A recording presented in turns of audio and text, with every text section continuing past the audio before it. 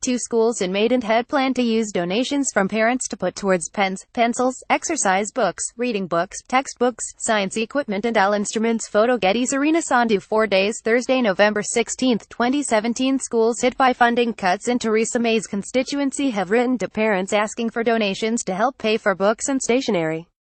Robert Pigott, COFE infant and junior schools in Berkshire, located in the Prime Minister's constituency of Maidenhead, have asked parents to donate £1 per school day for each child to help the schools through this funding crisis. This would amount to each family donating £190 each year, which the schools would put towards everyday essentials such as pens, pencils, exercise books, reading books, textbooks, science equipment and all instruments. The money would also help maintain the current levels of teaching assistants, the schools said. They set out their plea in a letter, reported by the Daily Mirror. In May we held a meeting to inform you about the national changes to school funding and how this would affect our schools. Since that meeting, we have been working with parent volunteers, governors and the teaching staff to develop a funding strategy and implementation plan. One of the elements of the funding plan was to ask parents in the community to consider making donations to help meet the predicted shortfall in funding.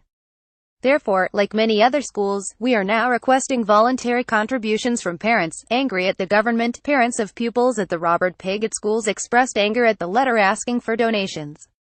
"I'm so angry at the government that the school has had to resort to this," said one parent, according to the BBC. The Robert Pigott schools will gain around £10,000 a year because of the new national funding formula, Schools Minister Nick Gibb told the Daily Mirror. The formula, due to be introduced from April 2018, is aimed at balancing out differences in the amount of money per pupil schools receive. The Department for Education has put forward an additional £1.3 billion over the next 2 years to support the formula.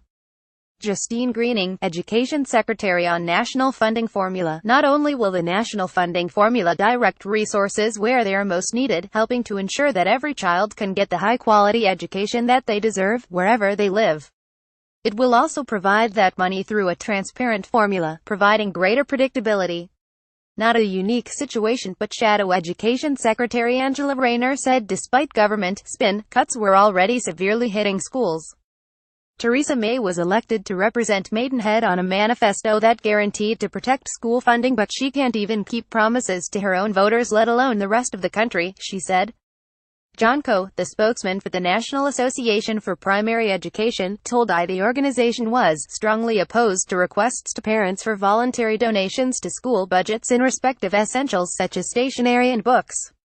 "We respect the teachers and parents who have come to the view that such donations are necessary to the maintenance of quality in primary education, but this should never be necessary.